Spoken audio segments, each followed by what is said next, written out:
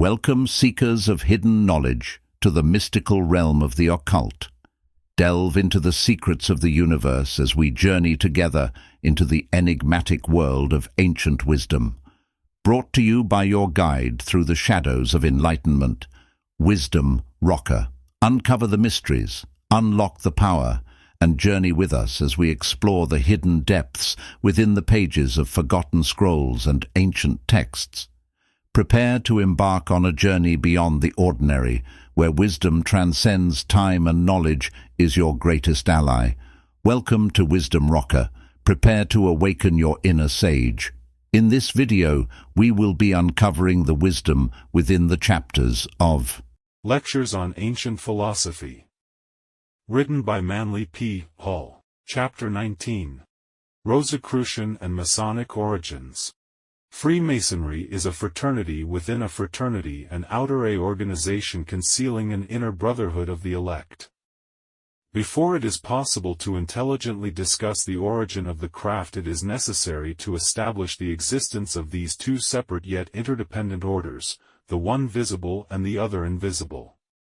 The visible society is a splendid camaraderie of free and accepted men enjoying to devote themselves to ethical, educational, fraternal, patriotic and humanitarian concerns. The invisible society is a secret and most august fraternity whose members are dedicated to the service of a mysterious arcanum arcanorum. Those brethren who have essayed to write the history of their craft have not included in their disquisitions the story of that truly secret inner society which is to the body Freemasonic what the heart is to the body human. In each generation only a few are accepted into the inner sanctuary of the work. But these are veritable princes of truth, and their sainted names shall be remembered in future ages together with the seers and prophets of the elder world. Though the great initiate philosophers of Freemasonry can be counted upon one's fingers, yet their power is not to be measured by the achievements of ordinary men. They are dwellers upon the threshold of the innermost, masters of that secret doctrine which forms the invisible foundation of every great theological and rational institution. The outer history of the Masonic order is one of noble endeavor, altruism and splendid enterprise, the inner history one of silent conquest, persecution and heroic martyrdom. The body of Masonry rose from the guilds of workmen who wandered the face of medieval Europe, but the spirit of Masonry walked with God before the universe was spread out or the scroll of the heavens unrolled. The enthusiasm of the young Mason is the effervescence of a pardonable pride. Let him extol the merits of his craft, reciting its steady growth, its fraternal spirit and its worthy undertakings. Let him boast of splendid buildings and an ever-increasing sphere of influence.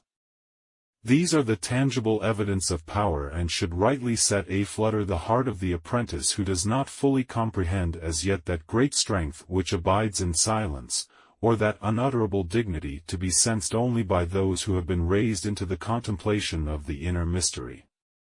An obstacle well-nigh insurmountable is to convince the Mason that the secrets of his craft are worthy of his profound consideration. As St. Paul, so we are told, kicked against the pricks of conversion, so the rank and file of present-day Masons strenuously oppose any effort put forth to interpret Masonic symbols in the light of philosophy. They are seemingly obsessed by the fear that from their ritualism may be extracted a meaning more profound than is actually contained therein. For years it has been a moot question whether Freemasonry is actually a religious organization. Masonry, writes Pike in the Legenda for the 19th degree, has and always had a religious creed. It teaches what it deems to be the truth in respect to the nature and attributes of God. The more studious-minded Mason regards the craft as an aggregation of thinkers concerned with the deeper mysteries of life. The all too prominent younger members of the fraternity, however, if not openly skeptical, are at least indifferent to these weightier issues. The champions of philosophic Masonry, alas, are a weak, small voice which grows weaker and smaller as time goes by. In fact, There are actual blocks among the brethren who would divorce Masonry from both philosophy and religion at any and all cost. If, however, we search the writings of eminent Masons, we find an unanimity of viewpoint, namely, that Masonry is a religious and philosophic body. Every effort initiated to elevate Masonic thought to its true position has thus, invariably emphasized the metaphysical and ethical aspects of the craft. But a superficial perusal of available documents will demonstrate that the modern Masonic order is not united respecting the true purpose for its own existence. Nor will this factor of doubt be dispelled until the origin of the craft is established beyond all quibbling. The elements of Masonic history are strangely elusive, there are gaps which apparently cannot be bridged. Who the early Freemasons really were states Gould in A Concise History of Freemasonry and Whence They Came, may afford a tempting theme for inquiry to the speculative antiquary.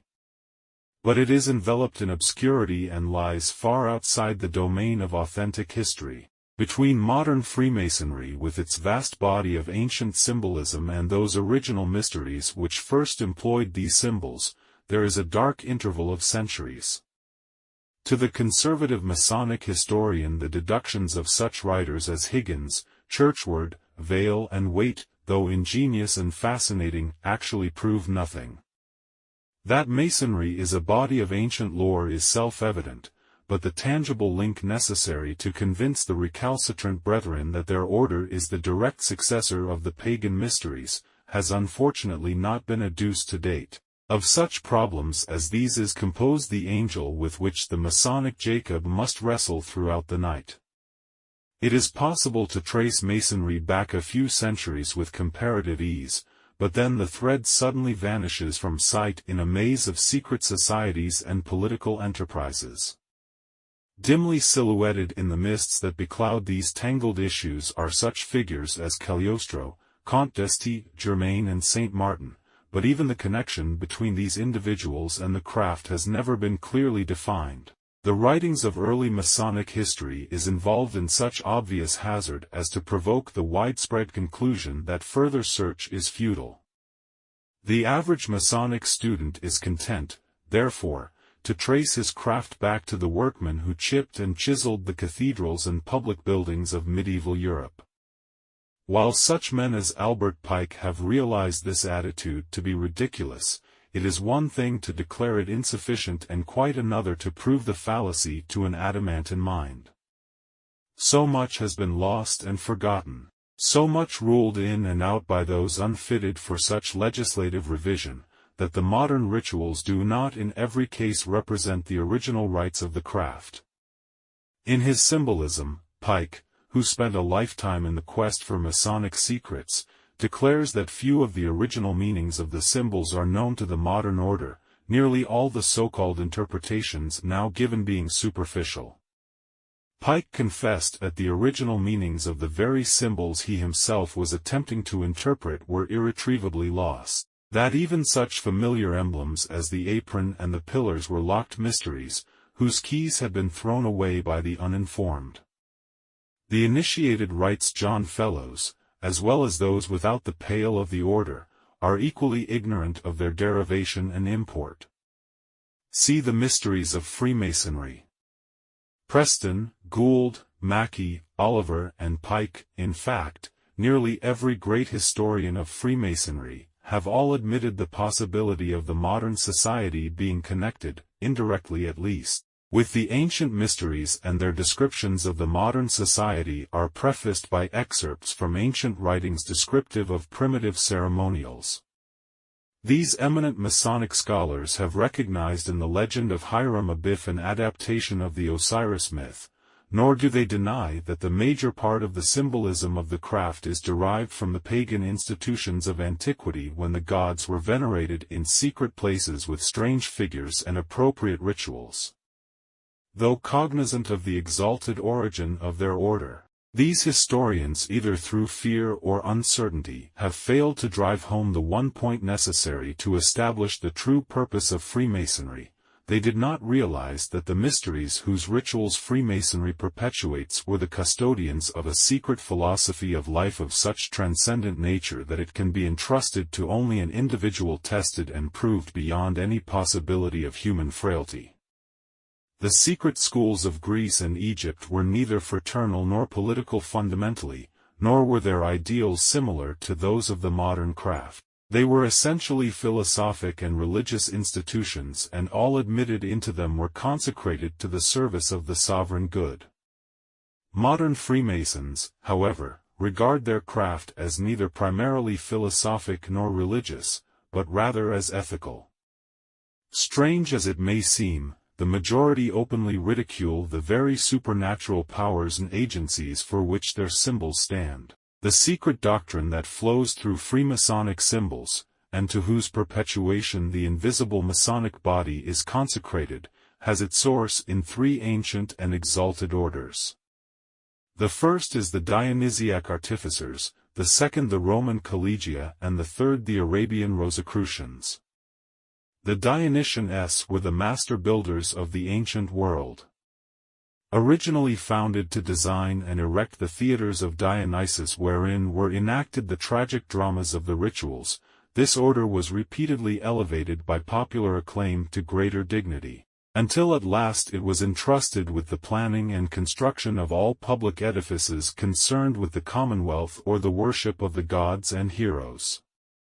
Hiram, king of Tyre, was the patron of the Dionysians, who flourished in Tyre and Sidon, and Hiram Abiff, if we may believe the sacred account, was himself a grand master of this most noble order of pagan builders. King Solomon in his wisdom accepted the services of this famous craftsman, and thus, at the instigation of Hiram, king of Tyre, Hiram Abiff, though himself a member of a different faith, journeyed from his own country to design and supervise the erection of the everlasting house to the true God on Mount Moriah. The tools of the builder's craft were first employed by the Dionysian as symbols under which to conceal the mysteries of the soul and the secrets of human regeneration. The Dionysians also first likened man to a rough ashlar which, trued into a finished block through the instrument of reason, could be fitted into the structure of that living and eternal temple built without the sound of hammer, the voice of workman, or any tool of contention. The Roman collegia was a branch of the Dionysiacs, and to it belonged those initiated artisans who fashioned the impressive monuments whose ruins still lend their immortal glory to the eternal city. In his 10 books on architecture, Vitruvius, the initiate of the collegia, has revealed that which was permissible concerning the secrets of his holy order. Of the inner mysteries, however, he could not write, for these were reserved for such as had donned the leather apron of the craft. In his consideration of the books now available concerning the mysteries, the thoughtful reader should note the following words appearing in a 12th-century volume entitled Arte Fil Liber Secretus: "Is not this an art full of secrets? And believest thou, O fool, that we plainly teach this secret of secrets, taking our words according to their literal interpretation?" See Sephar H. Debarim. Into the stones they trued, the adepts of the collegia deeply carved their Gnostic symbols. From earliest times the initiated stonecutters marked their perfected works with the secret emblems of their crafts and degrees, that unborn generations might realize that the master builders of the first ages also labored for the same ends sought by men today. The mysteries of Egypt and Persia that had found a haven in the Arabian desert reached Europe by way of the Knights Templars and the Rosicrucians. The Temple of the Rose Cross at Damascus had preserved the secret philosophy of the Rose of Sharon. The Druzes of the Lebanon mountains still retain the mysticism of ancient Syria, and the dervishes, as they lean on their carved and crotched sticks, still meditate upon the secret instruction perpetuated from the days of the 4 caliphs.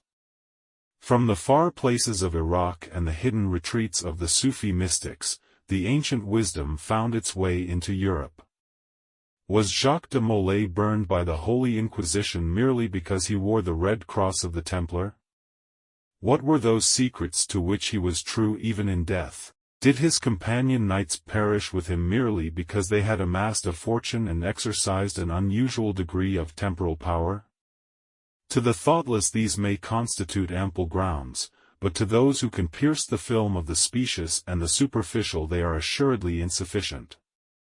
It was not the physical power of the Templars, but the knowledge which they had brought with them from the East, that the Church feared. The Templars had discovered part of the great arcanum. They had become wise in those mysteries which had been celebrated in Mecca thousands of years before the advent of Muhammad. They had read a few pages from the dread book of the Anthropos, and for this knowledge they were doomed to die. What was the black magic of which the Templars were accused? What was Baphomet, the goat of Mendes, whose mysteries they were declared to have celebrated? All these are questions worthy of thoughtful consideration by every studious Mason. Truth is eternal. The so-called revelations of truth that come in different religions are actually but a re-emphasis of an ever-existing doctrine. Moses did not originate a new religion for Israel, he simply adapted the mysteries of Egypt to the needs of Israel. The ark triumphantly borne by the 12 tribes through the wilderness was copied after the Ishiac ark, which may still be traced in faint bas-relief upon the ruins of the Temple of Philac. Even the 2 brooding cherubim over the mercy scat are visible in the Egyptian carving, furnishing indubitable evidence that the secret doctrine of Egypt was the prototype of Israel's mystery religion. In his reformation of Indian philosophy, Buddha likewise did not reject the esotericism of the Brahmins, but rather adapted this esotericism to the needs of the masses in India. The mystic secrets locked within the holy Vedas were disclosed in order that all men, irrespective of caste, might partake of wisdom and share in a common heritage of good. Jesus was a rabbi of the Jews, a teacher of the holy law who discoursed in the synagogue, interpreting the Torah according to the teachings of his sect. He brought no new message, nor were his reformations radical. He merely tore away the veil from the temple in order that not only Pharisee and Sadducee, but also publican and sinner might together behold the glory of an ageless faith. In his cavern on Mount Hira, Muhammad prayed not for new truths, but for old truths to be restated in their original purity and simplicity in order that men might understand again the primitive religion, God's clear revelation to the first patriarchs. The mysteries of Islam had been celebrated in the sanctuary of the Kaaba centuries before the holy pilgrimage. The Prophet was but the reformer of a decadent pagandom, the smasher of idols, the purifier of defiled mysteries. The dervishes, who patterned their garments after those of the Prophet, still preserve that inner teaching of the elect, and for them the axis of the earth, the supreme hierophant visible only to the faith, still sits in meditation upon the flat roof of the Kaaba. Neither carpenter nor camel driver, as Abdul-Baha might have said, can fashion a world religion from the substances of his own mind. Neither prophet nor savior preached a doctrine which was his own, but in language suitable to his time and race retold that ancient wisdom which has been preserved within the mysteries since the dawning of human consciousness. So with the Masonic mysteries of today. Each Mason has at hand those lofty principles of universal order upon whose certainties the faiths of mankind have ever been established. Father C.R.C., the master of the Rosy Cross, was initiated into the great work at Damkar. Later at Fez further information was given him relating to the sorcery of the Arabians. From these wizards of the desert he also secured the sacred book M, which is declared to have contained the accumulated knowledge of the world.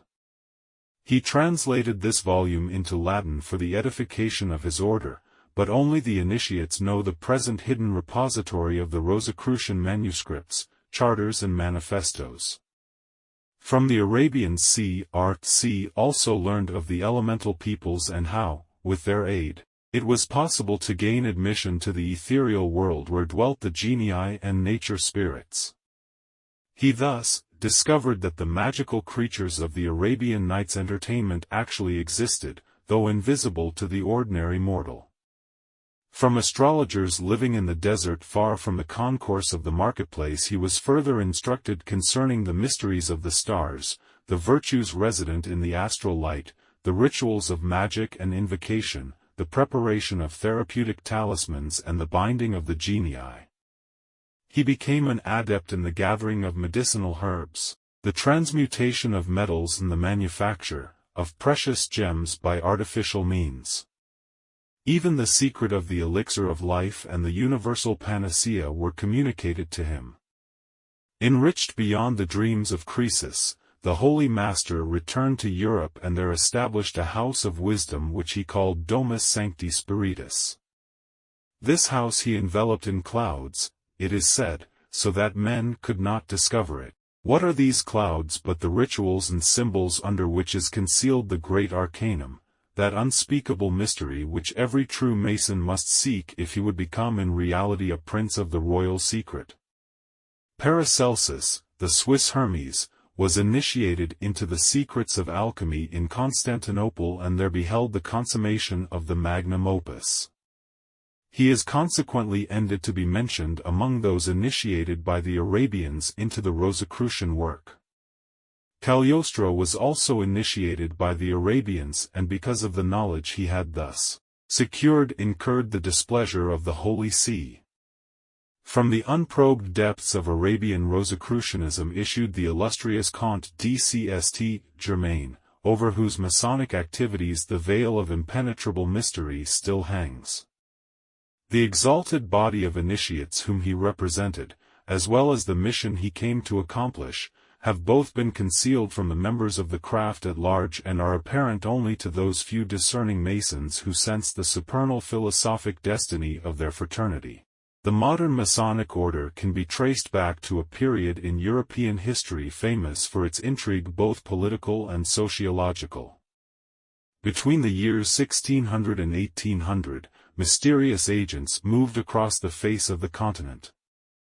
The forerunner of modern thought was beginning to make its appearance and all Europe was passing through the throes of internal dissension and reconstruction. Democracy was in its infancy, yet its potential power was already being felt. Thrones were beginning to totter.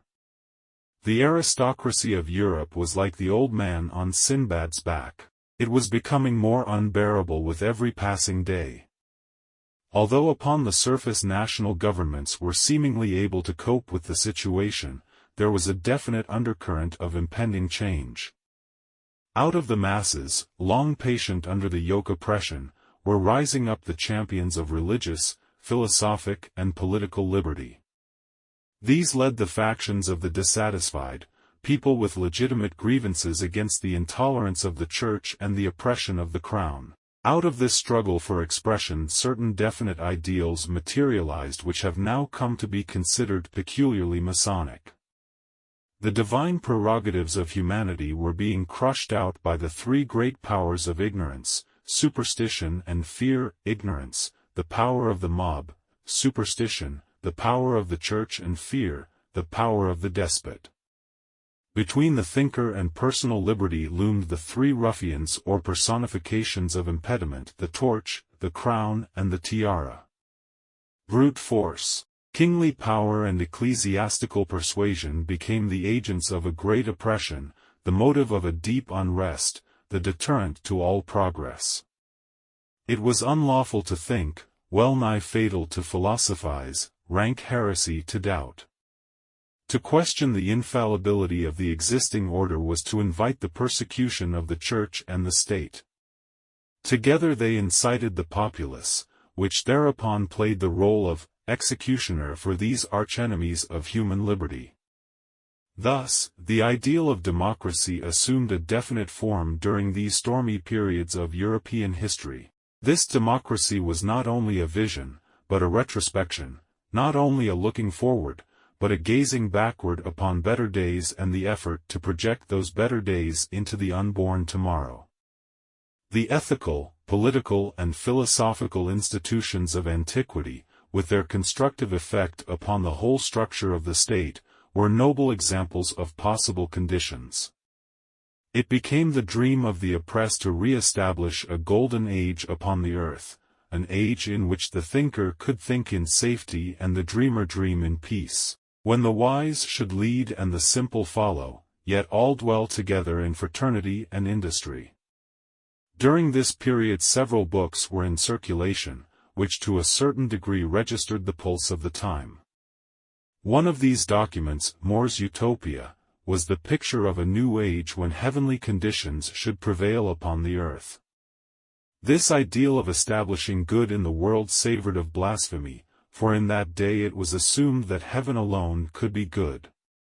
Men did not seek to establish heavenly conditions upon earth, but rather earthly conditions in heaven. According to popular concept, the more the individual suffered the torments of the damned upon earth, the more he would enjoy the blessedness in heaven. Life was a period of chastisement and earthly happiness an unattainable mirage. More's Utopia thus came as a definite blow to autocratic pretensions and attitudes, giving impulse to the material emphasis which was to follow in succeeding centuries. Another prominent figure of this period was Sir Walter Raleigh, who paid with his life for high treason against the crown. Raleigh was tried, and though the charge was never proved, he was executed. Before he went to trial it was known that he must die and that no defense could save him. His treason against the crown was of a character very different, however, from that which history records. Raleigh was a member of a secret society, or body of men, which was already moving irresistibly forward under the banner of democracy, and for that affiliation he died a felon's death. The actual reason for his death sentence was his refusal to reveal the identity of that great political organization of which he was a member, or his confreres who were fighting the dogma of faith and the divine right of kings. On the title page of the first edition of Raleigh's History of the World, we accordingly find a mass of intricate emblems framed between two great columns. When the executioner sealed his lips forever, Raleigh's silence, while it added to the discomfiture of his persecutors, assured the safety of his colleagues. One of the truly great minds of that secret fraternity, in fact, the moving spirit of the whole enterprise, was Sir Francis Bacon, whose prophecy of the coming age forms the theme in his New Atlantis and whose vision of the reformation of knowledge finds expression in the Novum Organum. In the engraving at the beginning of the latter volume may be seen the little ship of progressivism sailing out between the pillars of Galenic and Avicennian philosophy, venturing forth beyond the imaginary pillars of church and state upon the unknown sea of human liberty. It is significant that Bacon was appointed by the British Crown to protect its interests in the new American colonies beyond the sea. We find him writing of this new land, dreaming of the day when a new world and a new government of the philosophic elect should be established there, and scheming to consummate that end when the right time came. Upon the title page of the 1640 edition of Bacon's Advancement of Learning is a Latin motto to the effect that he was the third great mind since Plato. Bacon was a member of the same group to which Sir Walter Raleigh belonged, but Bacon's position as Lord Chancellor protected him from Raleigh's fate. Every effort was made, however, to humiliate and discredit him. At last, in the 66th year of his life, he completed the work which held him in England. He feigned death and passed over into Germany, there to guide the destinies of his philosophic and political fraternity for nearly 25 years before his actual demise. Other notable characters of the period are Montaigne, Ben Jonson, Marlowe and the great Franz Joseph of Transylvania, the latter one of the most important as well as active figures in all this drama, a man who ceased fighting Austria and retired to a monastery in Transylvania from where he directed the activities of his secret society. One political upheaval followed another. The grand climax culminated in the French Revolution, which was directly precipitated by the attacks upon the person of Alessandro Cagliostro. The divine Cagliostro, by far the most picturesque character of the time, has the distinction of being more maligned than any other person of history. Tried by the Inquisition for founding a Masonic lodge in the city of Rome, he was sentenced to die, a sentence later commuted by the Pope to life imprisonment in the old castle of San Leo. Shortly after his incarceration, Cagliostro disappeared, and the story was circulated that he had been strangled in an attempt to escape from prison. In reality, he was liberated and returned to his masters in the East. But Cagliostro, the idol of France, surnamed the father of the poor, who never received anything from anyone and gave everything to everyone, was most adequately revenged. Though the people little understood this inexhaustible pitcher of bounty which poured forth benefits and never required replenishment, they remembered him in the day of their power. Cagliostro founded the Egyptian rite of Freemasonry, which received into its mysteries many of the French nobility and was regarded favorably by the most learned minds of Europe. Having established the Egyptian rite, Cagliostro declared himself to be an agent of the Order of the Knights Templars and to have received initiation from them on the Isle of Malta. See Morals and Dogma, in which Albert Pike quotes Eliphas Levi on Cagliostro's affiliation with the Templars. Called upon the carpet by the Supreme Council of France, it was demanded of Cagliostro that he prove by what authority he had founded a Masonic lodge in Paris, independent of the Grand Orient. Of such surpassing mentality was Cagliostro that the Supreme Council found it difficult to secure an advocate qualified to discuss with him philosophic Masonry and the ancient mysteries he claimed to represent. Court de Gebelin, the greatest Egyptologist of his day and an authority on ancient philosophies, was chosen as the outstanding scholar. A time was set and the brethren convened. Attired in an oriental coat and a pair of violet-colored breeches, Cagliostro was haled before this council of his peers. Court de Gebelin asked 3 questions and then sat down, admitting himself disqualified to interrogate a man so much his superior in every branch of learning. Cagliostro then took the floor, revealing to the assembled Masons not only his personal qualifications, but prophesying the future of France. He foretold the fall of the French throne, the reign of terror and the fall of the Bastille. At a later time he revealed the dates of the death of Marie Antoinette and the king and also the advent of Napoleon. Having finished his address he made a spectacular exit, leaving the French Masonic lodge in consternation and utterly incapable of coping with the profundity of his reasoning.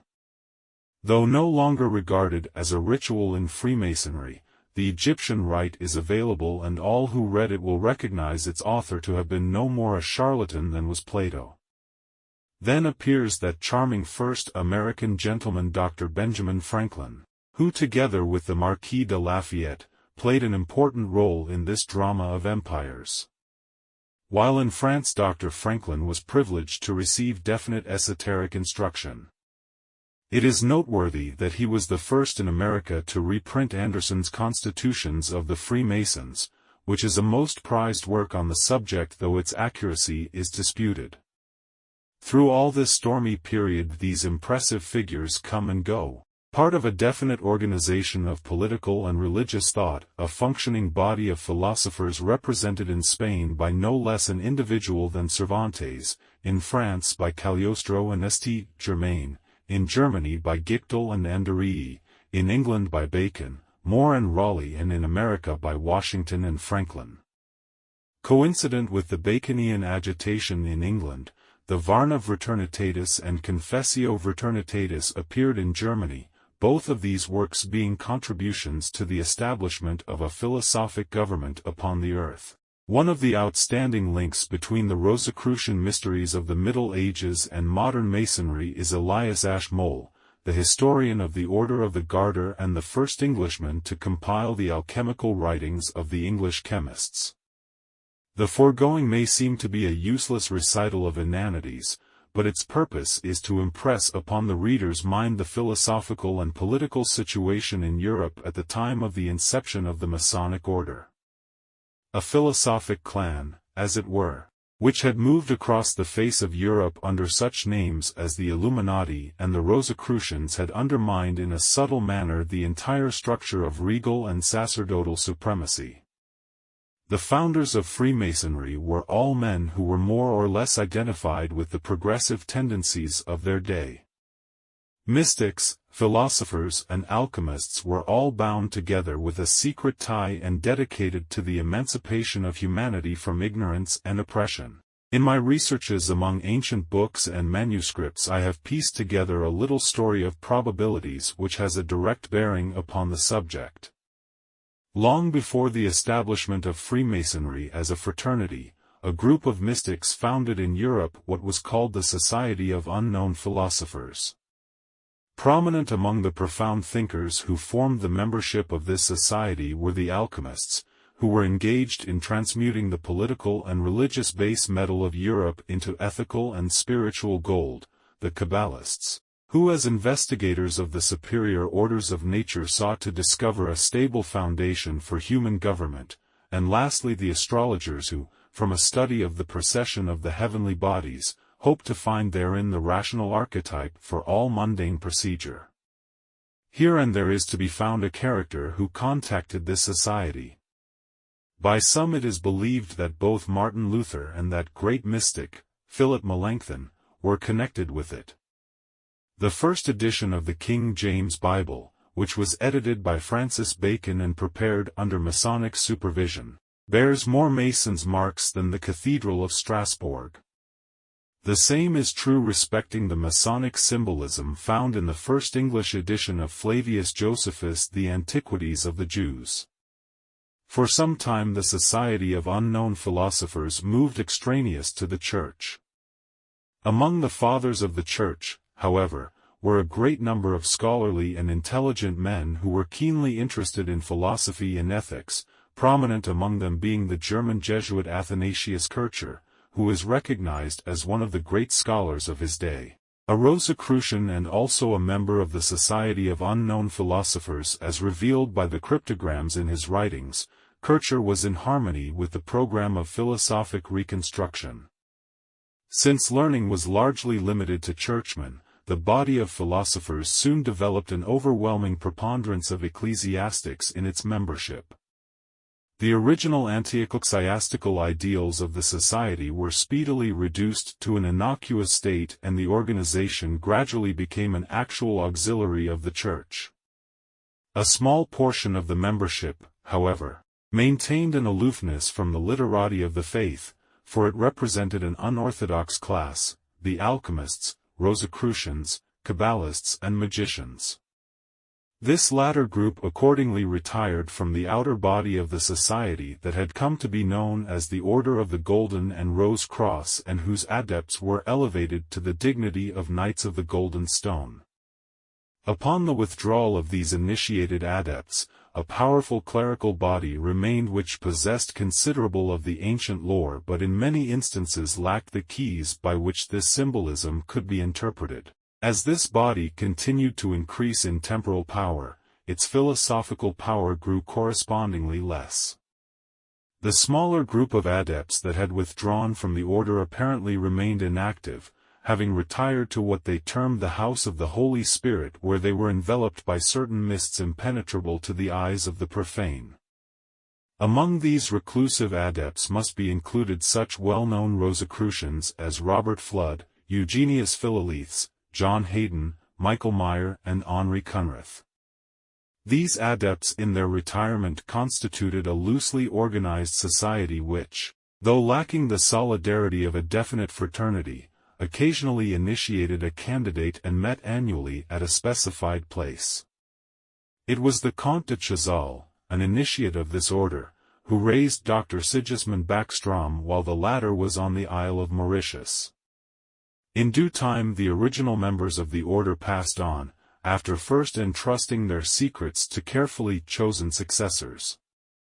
In the meantime a group of men in England, under the leadership of such mystics as Ashmole and Flood, had resolved upon repopularizing the ancient learning and reclassifying philosophy in accordance with Bacon's plan for a world encyclopedia. These men had undertaken to reconstruct ancient Platonic and Gnostic mysticism, but were unable to attain their objective for lack of information. Elias Ashmalk may have been a member of the European order of Rosicrucians and as such evidently knew that in various parts of Europe there were isolated individuals who were in possession of the secret doctrine handed down in unbroken line from the ancient Greeks and Egyptians through Boethius, the early Christian Church and the Arabians. The efforts of the English group to contact such individuals were evidently successful. Several initiated Rosicrucians were brought from the mainland to England, where they remained for a considerable time designing the symbolism of Freemasonry and incorporating into the rituals of the order the same divine principles and philosophy that had formed the inner doctrine of all great secret societies from the time of the Eleusinians in Greece. In fact, the Eleusinian mysteries themselves continued in the custody of the Arabians, as attested by the presence of Masonic symbols and figures upon early Mohammedan monuments. The adepts who were brought over from the continent to sit in council with the English philosophers were initiates of the Arabian rites, and through them the mysteries were ultimately returned to Christendom. Upon completion of the bylaws of the new fraternity, the initiates retired again to Central Europe, leaving a group of disciples to develop the outer organization which was to function as a sort of screen to conceal the activities of the esoteric order. Such, in brief, is the story which we are able to piece together from the fragmentary bits of evidence available. The whole structure of Freemasonry is founded upon the activities of this secret society of Central European adepts, whom the studious Mason will find to be the definite link between the modern craft and the ancient wisdom. The outer body of Masonic philosophy was merely the veil of this Kabbalistic order whose members were the custodians of the true arcanum. Does this inner and secret brotherhood of initiates still exist independent of the Freemasonic order? Evidence points to the fact that it does, for these august adepts are the actual preservers of those secret operative processes of the Greeks whereby the illumination and completion of the individual is effected. They are the veritable guardians of the lost word, the keepers of the inner mystery, and the Mason who searches for and discovers them is rewarded beyond all mortal estimation. In the preface to a book entitled Long Livers, published in 1772, Eugenius Philalethes, the Rosicrucian initiate, thus addresses his brethren of the most ancient and most honorable fraternity of the Freemasons: remember that you are the salt of the earth, the light of the world and the fire of the universe. You are living stones, built upon a spiritual house, who believe and rely on the chief lapis angularis which the refractory and disobedient builders disallowed. You are called from darkness to light, you are a chosen generation, a royal priesthood. This makes you, my dear brethren, fit companions for the greatest kings, and no wonder, since the King of Kings hath condescended to make you so to himself, compared to whom the mightiest and most haughty princess of the earth are but as worms, and that not so much as we are all sons of the same one eternal Father, by whom all things were made, but inasmuch as we do the will of his and our Father which is in heaven.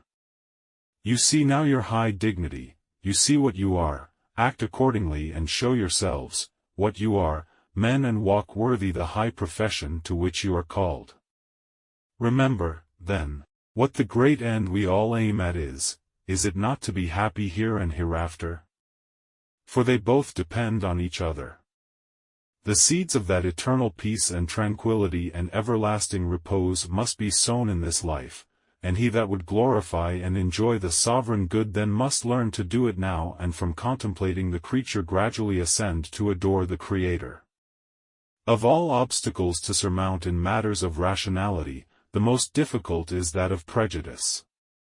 Even the casual observer must realize that the true wealth of Freemasonry lies in its mysticism. The average Masonic scholar is fundamentally opposed to a mystical interpretation of his symbols, for he shares the attitude of the modern mind in its general antipathy toward transcendentalism. A most significant fact, however, is that those Masons who have won signal honors for their contributions to the craft have been transcendentalists almost without exception. It is quite incredible that any initiated brother, when presented with a copy of Morals and Dogma upon the conferment of his 14th degree, can read that volume and yet maintain that his order is not identical with the mystery schools of the first ages. Much of the writings of Albert Pike are extracted from the books of the French magician, Eliphas Levi, one of the greatest transcendentalists of modern times. Levi was an occultist, a metaphysician, a Platonic philosopher, who by the rituals of magic invoked even the spirit of Apollonius of Tyana, and yet Pike has inserted in his Morals and Dogma whole pages and even chapters, practically verbatim. To Pike the following remarkable tribute was paid by Sterling Kerr, Jr., 33 Infinity, Deputy Inspector General for the District of Columbia. Upon crowning with laurel the bust of Pike in the House of the Temple, Pike was an oracle greater than that of Delphi. He was truth's minister and priest. His victories were those of peace. Long may his memory live in the hearts of the brethren. Affectionately termed Albertus Magnus by his admirers, Pike wrote of Hermeticism and alchemy and hinted at the mysteries of the temple. Through his zeal and unflagging energy, American Freemasonry was raised from comparative obscurity to become the most powerful organization in the land. Though Pike, a transcendental thinker, was the recipient of every honor that the Freemasonic bodies of the world could confer, the modern Mason is loath to admit that transcendentalism has any place in Freemasonry. This is an attitude filled with embarrassment and inconsistency, for whichever way the Mason turns he is confronted by these inescapable issues of philosophy and the mysteries. Yet withal he dismisses the entire subject as being more or less a survival of primitive superstitions. The Mason who would discover the lost word must remember that in the first ages every neophyte was a man of profound learning and unimpeachable character, who for the sake of wisdom and virtue had faced death unafraid and had triumphed over those limitations of the flesh which bind most mortals to the sphere of mediocrity. In those days the rituals were not put on by degree teams who handled candidates as though they were perishable commodities, but by priests deeply versed in the lore of their cults. Not one Freemason out of 1,000 could have survived the initiations of the pagan rites, for the tests were given in those strenuous days when men were men and death the reward of failure. The neophyte of the Druid mysteries was set adrift in a small boat to battle the stormy sea, and unless his knowledge of natural law enabled him to quell the storm as did Jesus upon the Sea of Galilee, he returned no more. In the Egyptian rites of Serapis it was required of the neophyte that he cross an unbridged chasm in the temple floor. In other words, if unable by magic to sustain himself in the air without visible support, he fell headlong into a volcanic crevice, there to die of heat and suffocation. In one of the Mithraic rites the candidate seeking admission to the inner sanctuary was required to pass through a closed door by dematerialization. The philosopher who has authenticated the reality of ordeals such as these no longer entertains the popular error that the performance of miracles is confined solely to biblical characters. Do you still ask, writes Pike, if it has its secrets and mysteries? It is certain that something in the ancient initiations was regarded as of immense value, by such intellects as Herodotus, Plutarch and Cicero. The magicians of Egypt were able to imitate several of the miracles wrought by Moses, and the science of the hierophants of the mysteries produced effects that to the initiated seemed mysterious and supernatural. See Legenda for the 28th degree. It is self-evident that he who passed successfully through these arduous tests involving both natural and also supernatural hazards was a man apart in his community. Such an initiate was deemed to be more than human, for he had achieved where countless ordinary mortals, having failed, had returned no more. Let us hear the words of Apuleius when admitted into the temple of Isis, as recorded in the Metamorphosis, or Golden Ass. Then also the priest, all the profane being removed, taking hold of me by the hand, brought me to the penetralia of the temple, clothed in a new linen garment. Perhaps, inquisitive reader, you will very anxiously ask me what was then said and done. I would tell you, if it could be lawfully told, you should know it, if it were lawful for you to hear it. But both ears and the tongue are guilty of rash curiosity. Nevertheless, I will not keep you in suspense with religious desire, nor torment you with long-continued anxiety. Hear, therefore, but believe what is true. I approach to the confines of death, and having trod on the threshold of Proserpine, return from it, being carried through all the elements. At midnight El saw the sun shining with a splendid light, and I manifestly drew near to the gods beneath and the gods above and proximately adored them. Behold, I have narrated to you things, of which, though heard, it is nevertheless necessary that you should be ignorant. I will, therefore, only relate that which may be enunciated to the understanding of the profane without a crime. Thanks for watching the Wisdom Rocker. Don't forget to like, comment, and share.